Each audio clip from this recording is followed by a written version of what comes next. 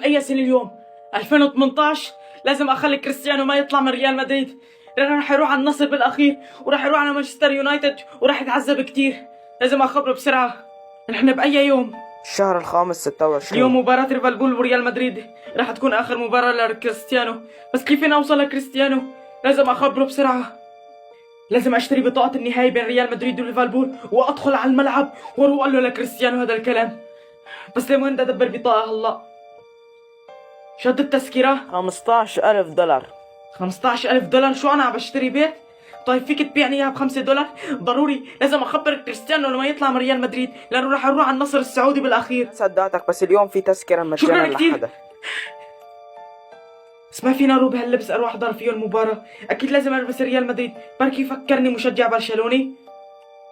هيك احسن، صار معي شعار ريال مدريد. الى الملعب، يلا كريستيانو.